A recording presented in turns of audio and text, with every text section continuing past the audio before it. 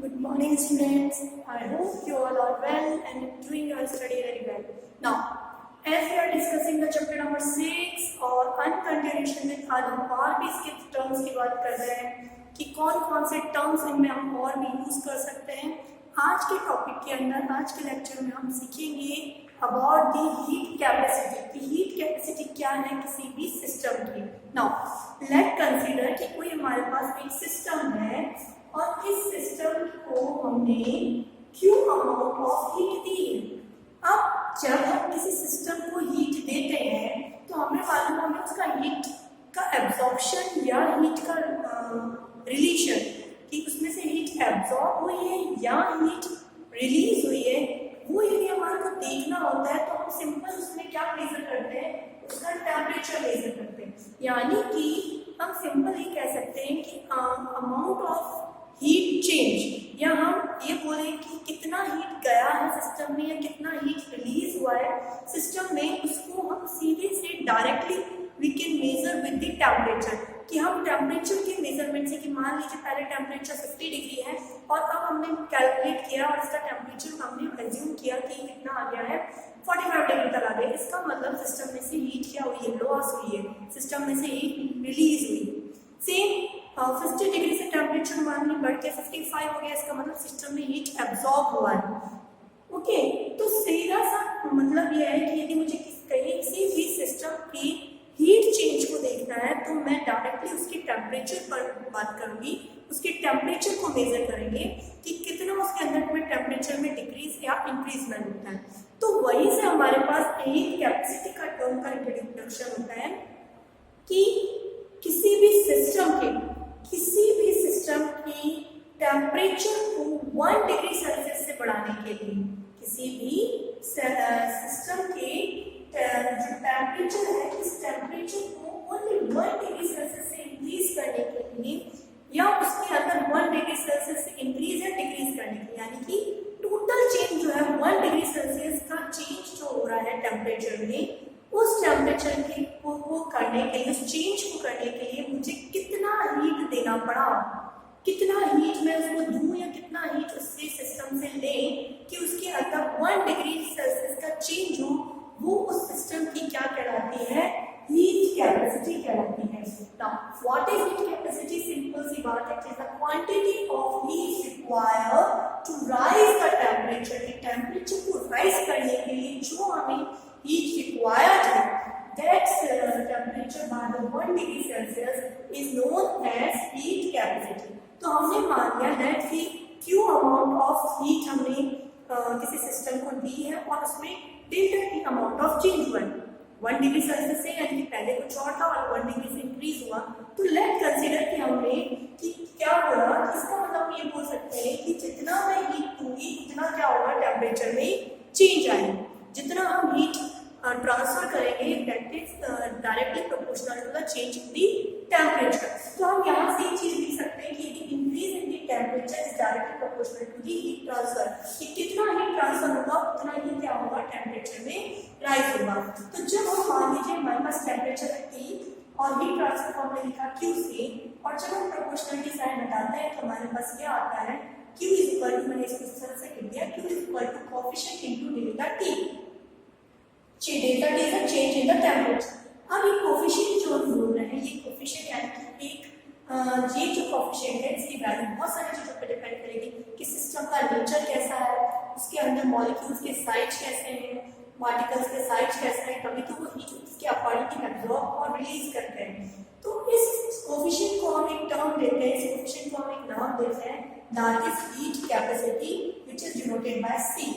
तो C की यदि मैं बात कर रही हूं, यदि हम बात करें हीट कैपेसिटी के लिए हमें फॉर्मूला लिखना हो तो हम डायरेक्टली लिख सकते हैं heat capacity is equal to Q by T। C हमारे पास क्या आया, तो C की वैल्यू हमने लिखा Q इक्वल टू क्या होता है, C इनटू T। तो यहाँ से हमारे पास Q अपॉन T हम क्या लिख सकते हैं, C लिख सकते हैं। तो हमारे पास हीट कैपेसिटी का एक फॉर्मूला आया है, heat capacity equal to delta Q upon delta T।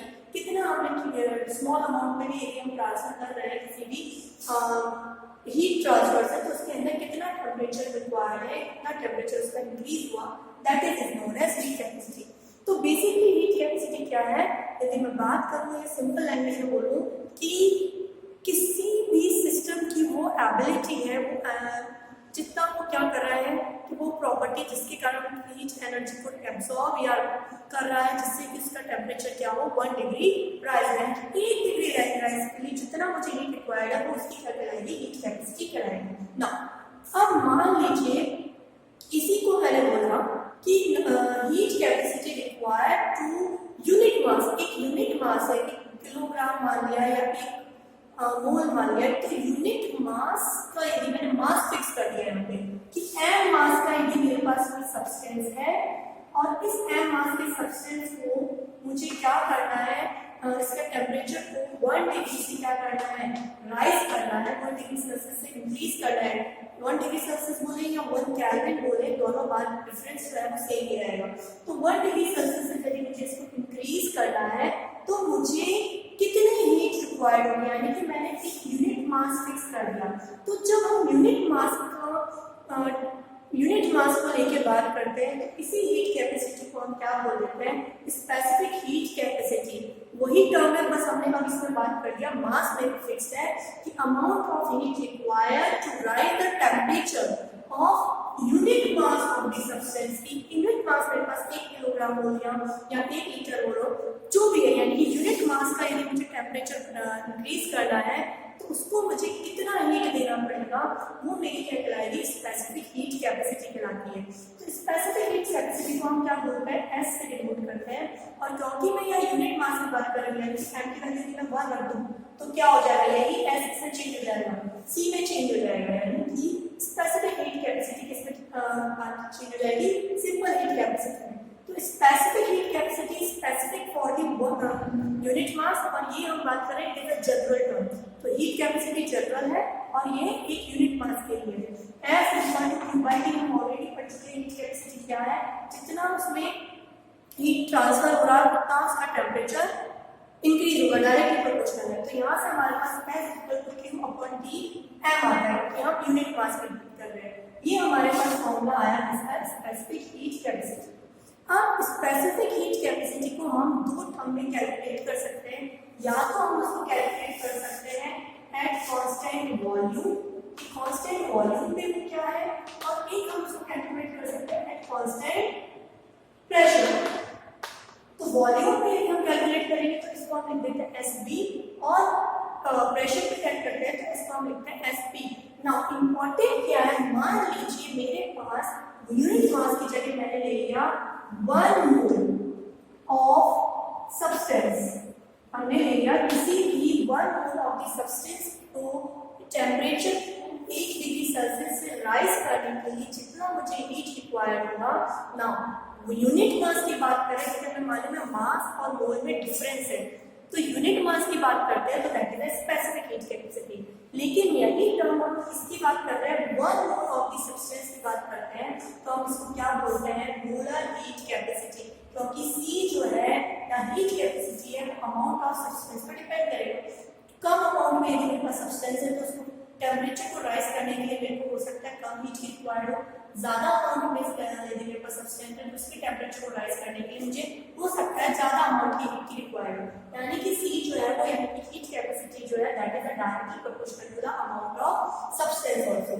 और मोलर हीट कैपेसिटी की बात करें तो मोलर हीट कैपेसिटी क्या होगी, 1 मोल सब्सटेंस एक मेरे पास प्रेजेंट है और उसको मुझे क्या करना है, टेम्परेचर को 1 डिग्री सेल्सियस से इंक्रीज करना है, तो जितना मुझे हीट रिक्वायर्ड है वो हीट रिक्वायर्ड क्या कहलाएगा, मेरे पास मोलर हीट कैपेसिटी कहलाएगा, जिसको हम किससे डिनोट करते हैं, Cm से डिनोट करते हैं।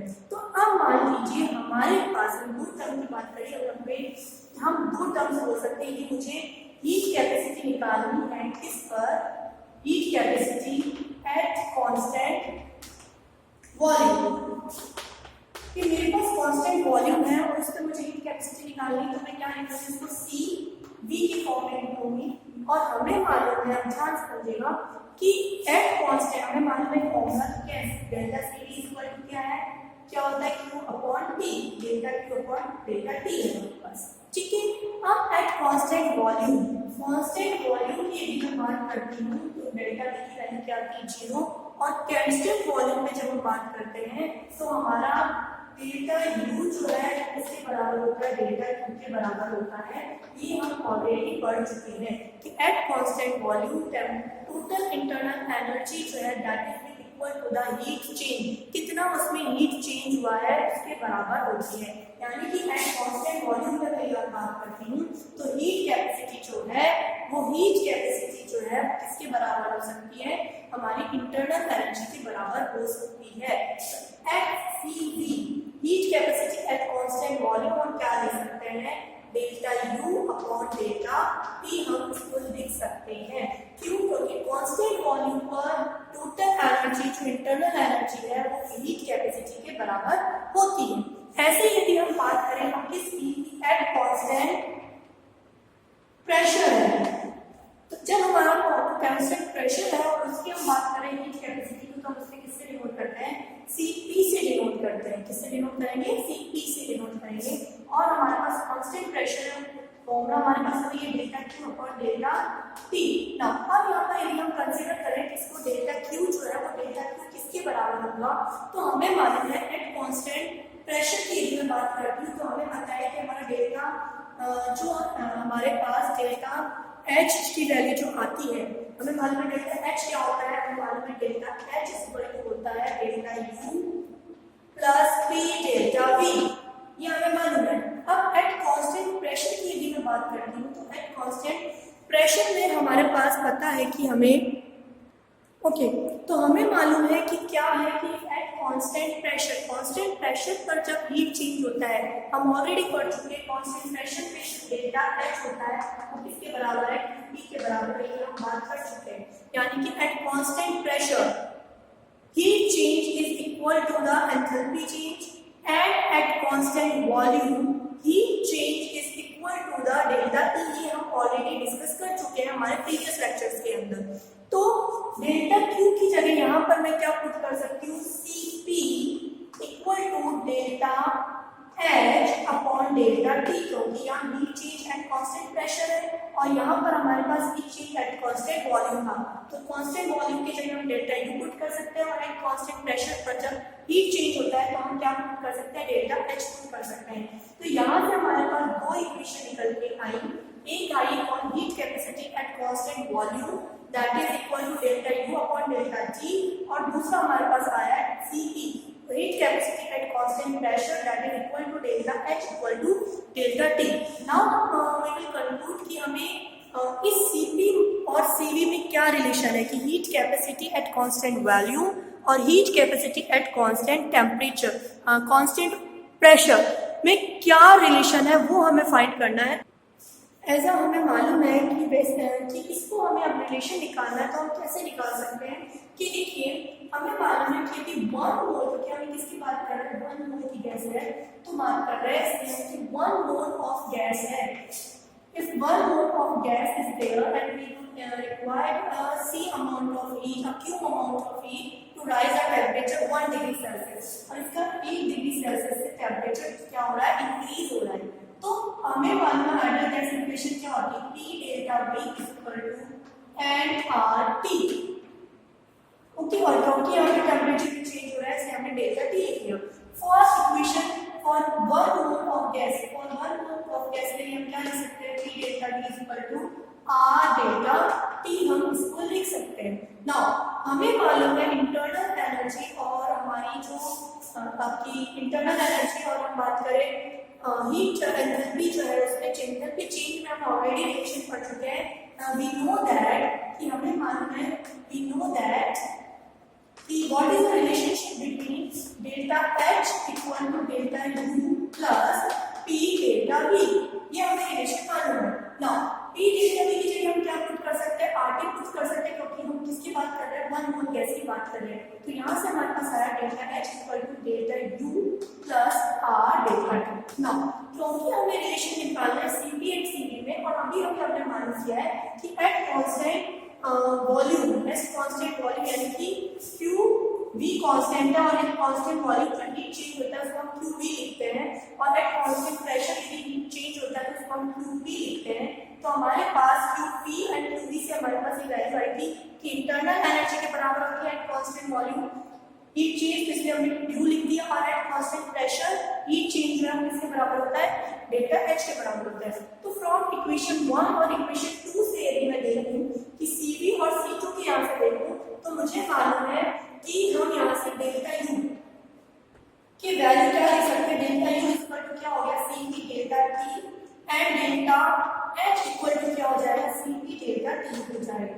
ठीक है, ये हमारे पास रिलेशन है। अब इन वैल्यू को यदि मैं यहाँ पुट कर दूं तो डेल्टा एच की जगह क्या पुट कर सकते हैं, CV delta T, delta U की जगह क्या पुट कर सकते हैं, CV delta T and plus R delta T। Now delta T सब taken on common, CV delta T, delta T मैंने यहाँ से कॉमन लिया तो CV plus R, delta T से डेल्टा T कैंसिल।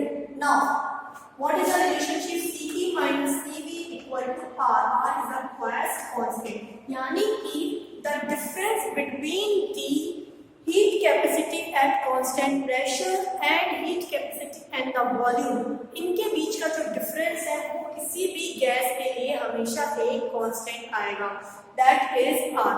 R हमारा क्या बोल रहा है, गैस कांस्टेंट है, यानी difference between of the heat capacity at constant pressure and heat capacity and heat at constant volume is always a constant, that is a R। तो Cp minus Cv जो है वो हमेशा किसके इक्वल होगा, R के लिए इक्वल होगा किसी भी गैसेस सिस्टम के लिए।